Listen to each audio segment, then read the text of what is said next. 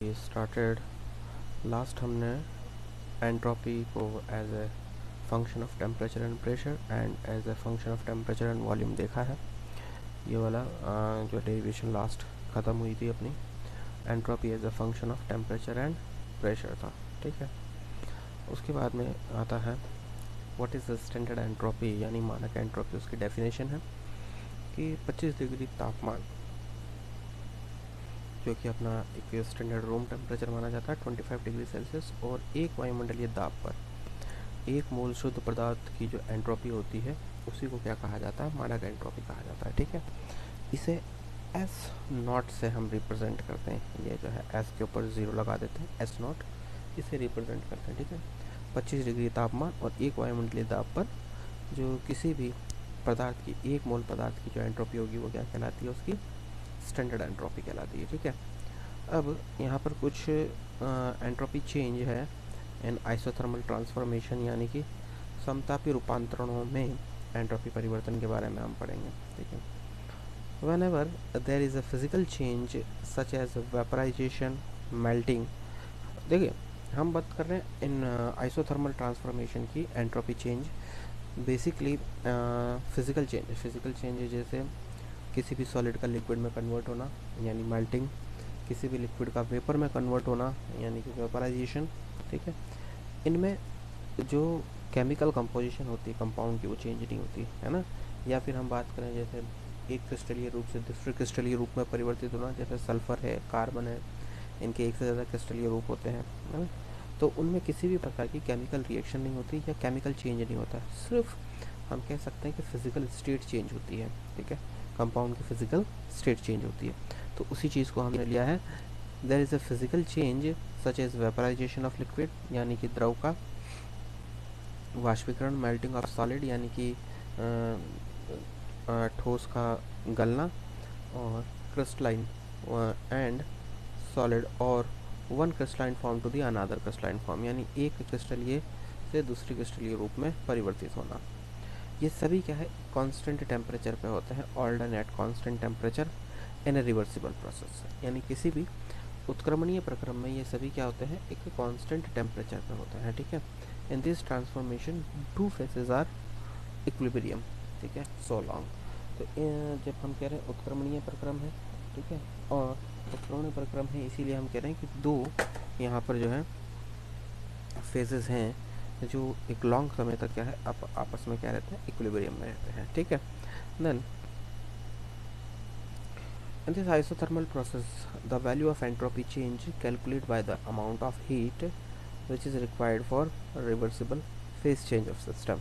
ठीक है, यानी इस समतापी रूपांतरण में एंट्रोपी परिवर्तन का मान हम ऊष्मा की उस मात्रा से ज्ञात कर सकते हैं जो निकाय के उत्क्रमणीय प्रावस्था परिवर्तन के लिए आवश्यक है। हम जानते हैं कि जो एंट्रोपी चेंज हम कैसे फाइंड आउट करेंगे कि रिवर्सिबल प्रोसेस है, तो उसमें एक फॉर्म से दूसरी फॉर्म में जो है कंपाउंड चेंज हो रहा है, या हम कहें कोई भी मैटर चेंज हो रहा है, तो वो जब चेंज होता है तो उससे हम क्या कर सकते हैं, वहाँ पे एंट्रोपी चेंज को फाइंड आउट कर सकते हैं। ठीक है, और वो किससे फाइंड आउट करेंगे, द अमाउंट ऑफ हीट, कि कितनी हीट उसने एब्जॉर्ब करी है या कितनी हीट उसने इवॉल्व करी है। ठीक है, अमाउंट ऑफ हीट से, यानी किसी समतापी रूपांतरण में एंट्रोपी परिवर्तन का मान ऊष्मा की उस मात्रा से ज्ञात कर सकते हैं जो निकाय के उत्क्रमणीय प्रावस्था परिवर्तन के लिए आवश्यक है। ठीक है, यानी उत्क्रमणीय जो प्रावस्था परिवर्तन हो रहा है वन स्टेज से सेकंड स्टेज या फाइनल स्टेज में जो जा रहा है मैटर, तो क्या कितनी हीट एब्जॉर्ब हो रही है, क्या एमिट हो रही है, उसके बेसिस पे हम ये फाइंड आउट कर सकते हैं। जैसे फर्स्ट है अपना लिक्विड फॉर्म से वेपर फॉर्म में, यानी from liquid phase to vapour phase, जिसको हम क्या कहते हैं, vaporization of liquid. Vaporization of liquid हमको मालूम है कांस्टेंट टेम्परेचर पे होता है, that is called boiling temperature. ठीक है, या बॉइलिंग पॉइंट, जिसको हम टीबी से रिप्रेजेंट करते हैं। और जो हीट ऑफ वेपराइजेशन होती है उसे हम लिखते हैं delta H we A P, जो इसके सबस्क्रिप्ट में लिखते हैं डेल्टा एच के वी एच पी। ये क्या है, एंथैल्पी ऑफ वेपराइजेशन। ठीक है, एंथैल्पी ऑफ वेपराइजेशन, और ये बॉइलिंग टेम्परेचर है। In a reversible process at a constant pressure, क्योंकि इस टाइप के जो प्रोसेस होते हैं वो क्या होते हैं, एट कांस्टेंट प्रेशर पे होते हैं, एनवायरमेंटल प्रेशर पे। ठीक है, one mole matter change from one liquid state to vapour state at its boiling point. ठीक है, लिक्विड से वेपर में बॉइलिंग पॉइंट पे होगा तो कांस्टेंट टेम्परेचर पे होगा, कांस्टेंट प्रेशर पे होगा। If the molar vaporization heat is, यानी कि मोलर वाष्पन ऊष्मा जो है वो कितनी है, delta H vaporization. Then change in entropy, entropy क्या होता है, क्यू बाई टी होती है, हम जानते हैं। ठीक है, तो ये मोलर जो है अपन कह रहे हैं यहाँ पर molar heat, molar vaporization heat जो है वो क्या, डेल्टा एच वेपराइजेशन ये है।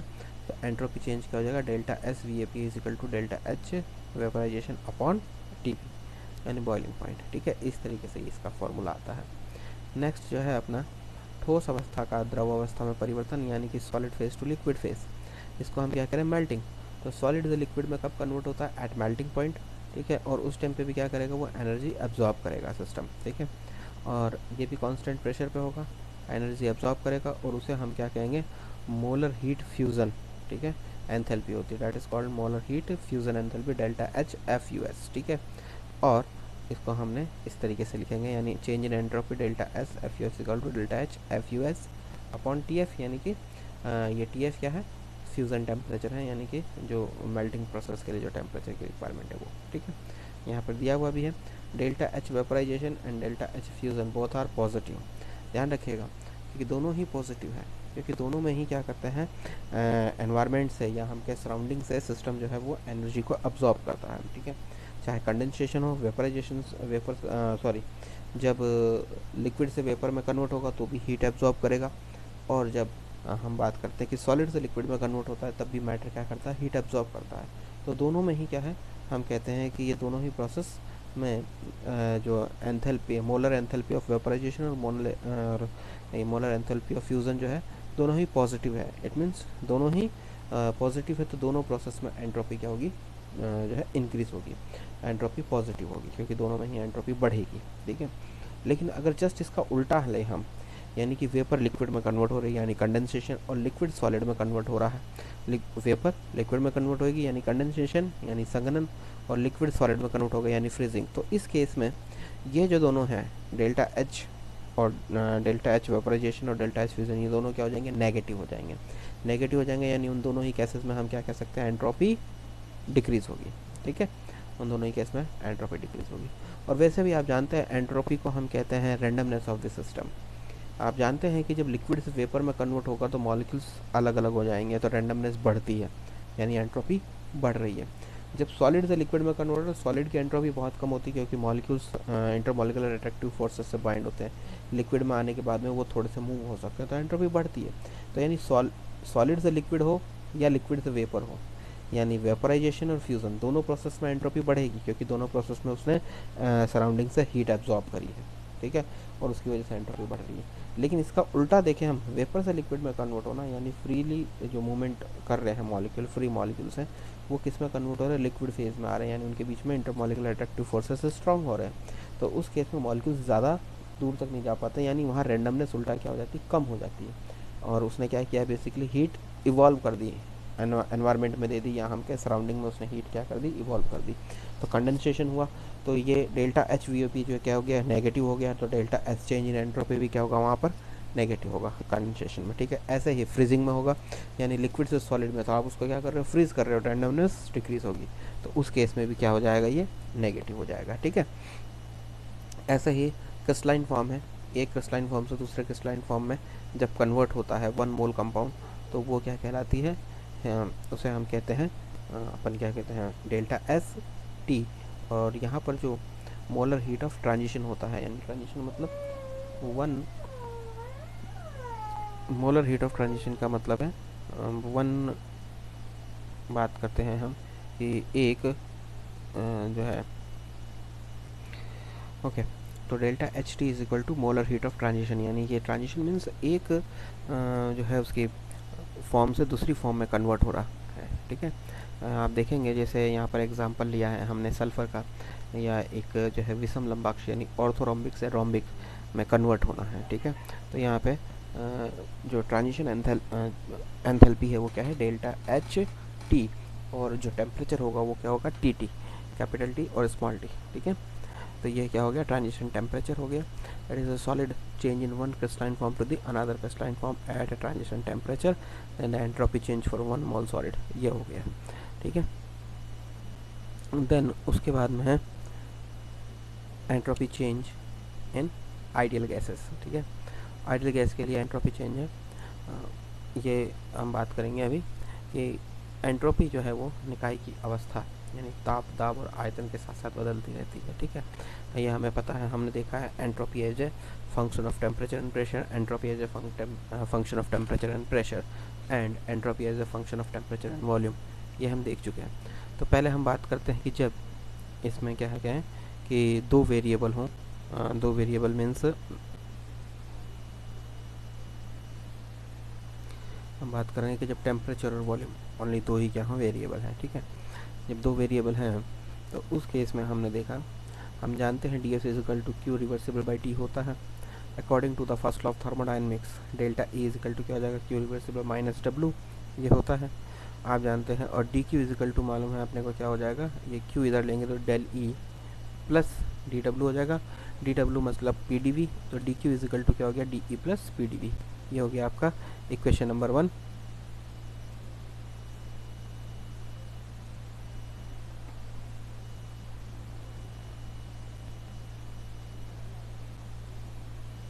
ठीक है, ये हो गई इक्वेशन नंबर 1।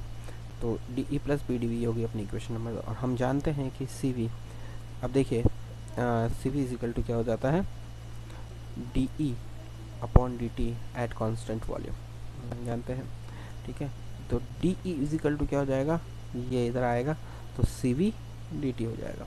ठीक है, अब ये हो गई इक्वेशन नंबर 1 और ये हो गई इक्वेशन नंबर 2। ठीक है, तो डी ई की वैल्यू हम पुट करेंगे इक्वेशन नंबर 1 के अंदर, ये डी ई की वैल्यू आई है, इसे हम पुट करेंगे इक्वेशन नंबर 1 में, यहाँ पर। ठीक है, तो यहाँ पर जब आप पुट करोगे तो वैल्यू तो क्या हो जाएगा, ये हो गया देखिए सी वी डी टी। ठीक है, प्लस पी डी वी। ठीक, अब 1 मोल के लिए हम जानते हैं P V equal to R T होता है, तो पी इजिकल टू क्या हो जाएगा, आर टी बाई वी। ये जो पी की वैल्यू आई है ये हम इक्वेशन नंबर 3 में पुट करेंगे यहाँ पी पर। ठीक है, आप देखिए ये जब यहाँ पर पुट करी तो ये हो गया D Q reversible by C V D T और R T D V by V. ठीक है, ये हो गई आपकी इक्वेशन नंबर 4। इस इक्वेशन नंबर 4 को हमने किससे, टी से डिवाइड कर दिया पूरी को, तो ये क्या हो जाएगा, D Q by T C V D T by T plus R T by T D V by V. ठीक है, तो डी एस डेल्टा एस, क्योंकि डी क्यू बाई टी क्या होता है, डेल्टा एस होता है यानी चेंज इन एंट्रोपी, ये होता है, ये हम जानते हैं। ये क्या हो जाएगा, ये वैल्यू आ जाएगी, और ये हो गई आपकी इक्वेशन नंबर 5। अब सिस्टम की जो है फाइनाइट स्टेट चेंज के लिए यानी सीमित अवस्था परिवर्तन के लिए हम इक्वेशन नंबर 5 को इनिशियल स्टेट और फाइनल स्टेट को हम मान लेते हैं 1 और फाइनल स्टेट को मान लेते हैं हम 2 की सीमाओं यानी लिमिट्स में क्या करेंगे, उसका समाकलन कर देंगे 1 और 2 के बीच में। तो डेल्टा एस इक्वल टू क्या हो गया, S2 माइनस S1, 2 मतलब फाइनल स्टेट, S1 मतलब इनिशियल, और सी वी यहाँ पर क्या है, कांस्टेंट है ना, दो फाइनाइट स्टेट चेंज है इसलिए C V is a constant for a finite state change. Infinite state change के लिए C V is not a constant. ठीक है, बट फाइनाइट के लिए कांस्टेंट रहता है। तो T1 से T2 के बीच में इसका समाकलन हो गया, और R कांस्टेंट है यहाँ पर, V1 और V2 के बीच में इसका समाकलन हो गया। आप यहाँ देखेंगे सी वी कांस्टेंट है तो इस वैल्यू का समाकलन होगा T1 से T2 तक, R यहाँ कांस्टेंट है, इस वैल्यू का समाकलन होगा V1 से V2 तक। ठीक है, तो ये लिखा हुआ है मैंने, C V is constant between temperature T1 and T2। तो डेल्टा एस, क्योंकि S2 माइनस S1 आएगा, डेल्टा एस वैल्यू क्या है, सी वी एल एन मतलब natural log T2 upon T1 plus R ln V2 upon V1, that is equation number 6। ठीक है, तो delta S is equal to आ गया आपके 2 पॉइंट, जब हमने इसको नेचुरल लॉग को लॉग बेस 10 में कन्वर्ट किया तो ये हो गया 2.303 C V log base 10 T2 upon T1 plus 2.303 R log base 10 V2 upon V1। ठीक है, और n मोल अगर आइडियल गैस है तो n मोल के लिए क्या हो जाएगा, delta S equal to n C V L N यानी natural log T2 upon T1 plus n R ln V1 upon V2। ठीक है, तो इस तरीके से हमने ये निकाल लिया। ठीक, तो it is clear from equation 7 then when the state of an ideal gas is change then change in entropy is depend on the initial and final temperature and volume. तो ये इक्वेशन नंबर 7 हमको क्या चीज़ बता रही है, ये बता रही है कि जब आइडियल गैस अपन बात करें कि आइडियल गैस जब स्टेट चेंज करती है तो एंट्रोपी जो है वो डिपेंड करती है इनिशियल और फाइनल टेम्परेचर और वॉल्यूम पे, क्योंकि हमने देखा है यहाँ चेंज इन एंट्रोपी यहाँ किसका फंक्शन आ रही है, टेम्परेचर और वॉल्यूम का। ठीक है, तो जब भी कोई आइडियल गैस हम कह रहे हैं कि स्टेट चेंज करती है, यानी इनिशियल स्टेट से फाइनल स्टेट में कन्वर्ट होती है, तो एंट्रोपी जो है वो डिपेंड करती है इनिशियल और फाइनल टेम्परेचर, इनिशियल और फाइनल टेम्परेचर, इनिशियल और फाइनल वॉल्यूम पे, यानी पाथ पे डिपेंड नहीं कर रही है। ठीक है, इस बात को आप भी ध्यान में रखें कि ये सिर्फ किस पर डिपेंड कर रही है, इनिशियल एंड फाइनल जो है इस पे टेम्परेचर पे डिपेंड करती है, टेम्परेचर एंड वॉल्यूम पे डिपेंड करती है। Okay, then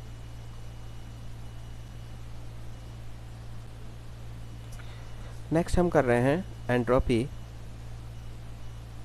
as a function of temperature and pressure, यानी कि जब जो है परिवर्ती कितने हैं, दो हैं, यानी कि कौन कौन सा है, चेंज क्या क्या हो रहा है, entropy when temperature and pressure are two independent variable, जब दो इंडिपेंडेंट वेरिएबल है टेम्परेचर और प्रेशर। ठीक है,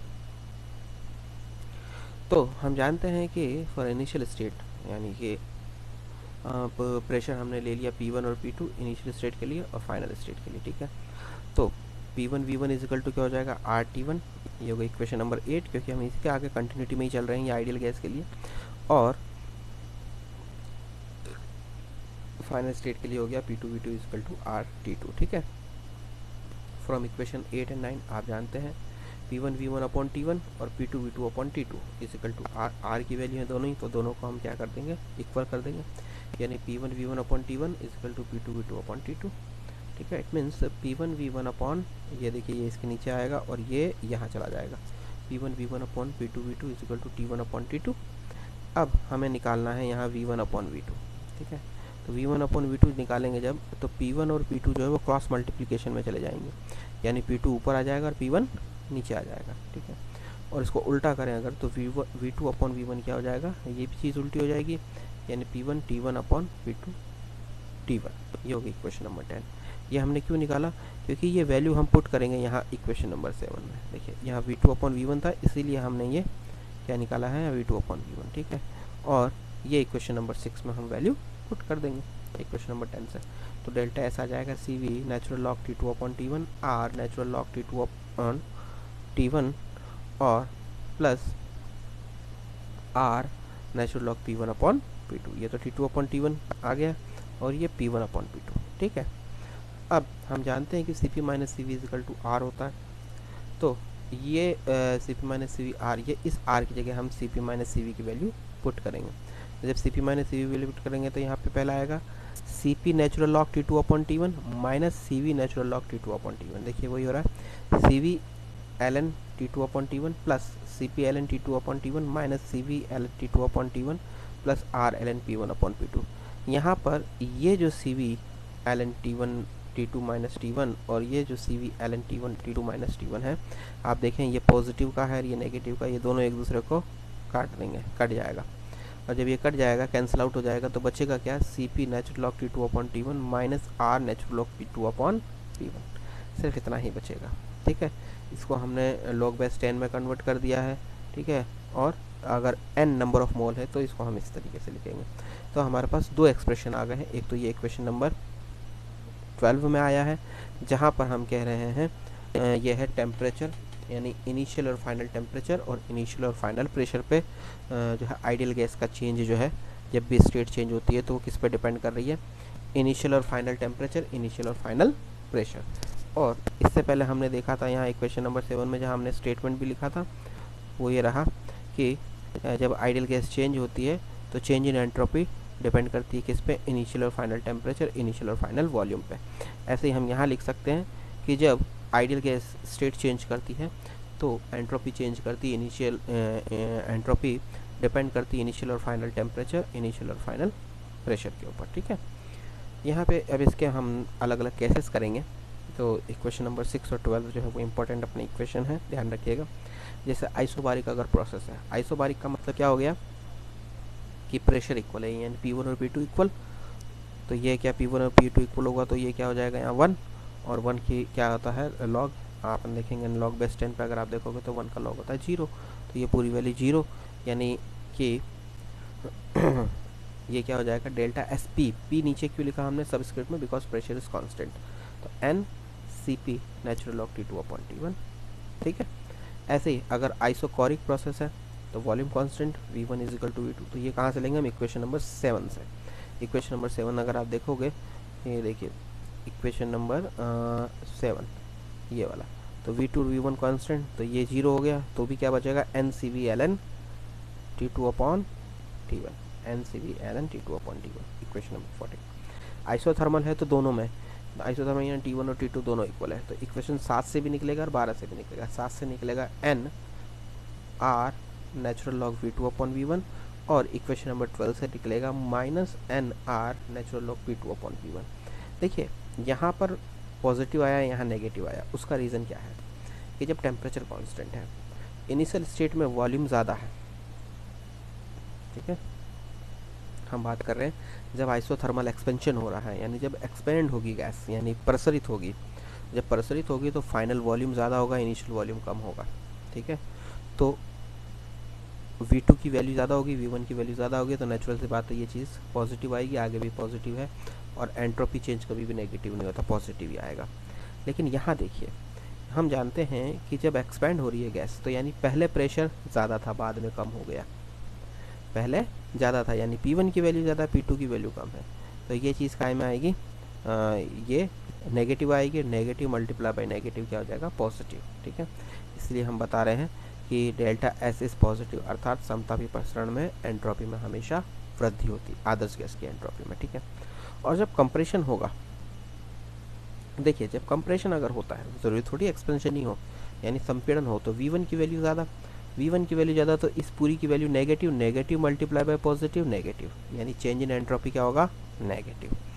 और यहाँ पे जब कंप्रेशन होगा तो P1 कंप्रेशन होगा, मतलब P2 की वैल्यू ज़्यादा और P1 की वैल्यू कम, तो यहाँ पे इस चीज़ की वैल्यू क्या आएगी, positive, but positive multiply by negative क्या हो जाएगा, नेगेटिव। तो दोनों ही केस में डेल्टा एस क्या आएगा, नेगेटिव, यानी संपीड़न में हमेशा क्या होता है, एंट्रोपी में कमी होती है। ये दोनों ही बातें किसके लिए हैं, आदर्श गैस के लिए है, ध्यान रखिएगा, ठीक है। ये हो गई आदर्श गैस की एंट्रोपी, ठीक है। अब इसके बाद में है द एंट्रोपी ऑफ मिक्सिंग, ठीक।